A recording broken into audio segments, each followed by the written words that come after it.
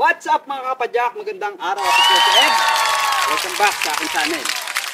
Once again, nandito na naman ako sa paborito kong tambayan, ang trails. At ipakikita ko sa inyo kung anong rides ang gamit ko.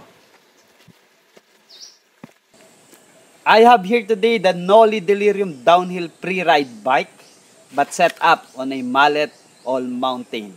27.5 sa likod, 29 sa harap. Sabi ko nga 26 inch ang frame na ito, medium ang size, and then meron siyang Fox DHXR C4 na rear shock. So coil yung nakalagay sa kanya, which is 550 pounds ang spring rate. And then loaded, of course, doon lang tayo, pang budget lang tayo, it's Durolax 29er na 36 yung stanchion. Ayan, so loaded din ito ng Cannondale down long dropper seat post. So, check-click natin. Ayan, smooth na smooth. Okay, pagdating sa cockpit setup, meron tayong race face.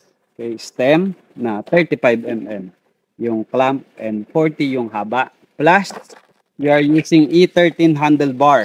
Of course, medyo mataba para brusco, 35mm yung bore, yung laki. Yung group set nito ay budget lang ito, mga brother, mga cap.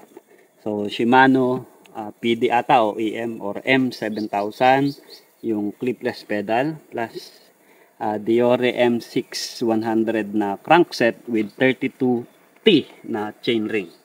Of course, 11 speed na Shimano chain, and then yung cogs ko dito, ayan, madumi ha, pasensya na po, pasensya na. And then of course, Sagmit lang yan. So at least yung Sagmit ay 2 years ko nang gamit. It outlives the reputation na Sagmit saglit. No?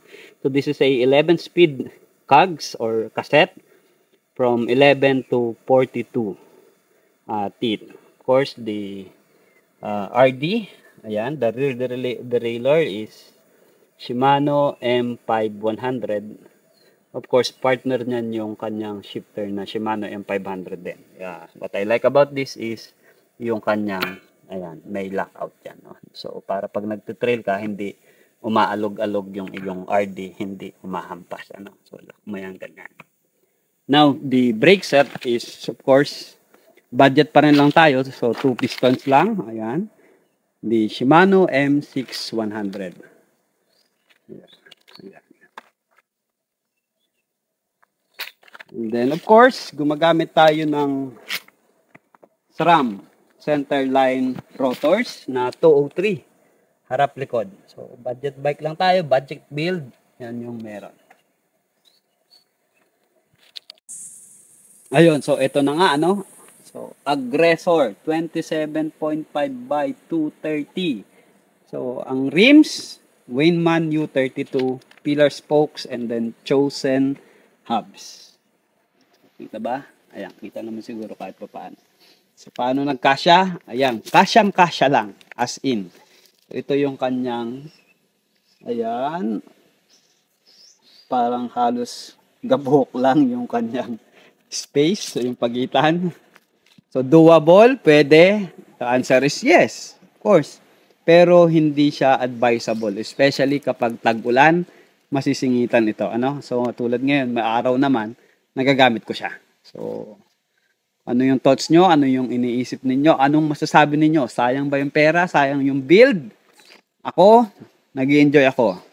So, for now, rides muna ako. Check ko muna ulit yung trail. Ride safe po sa inyong lahat.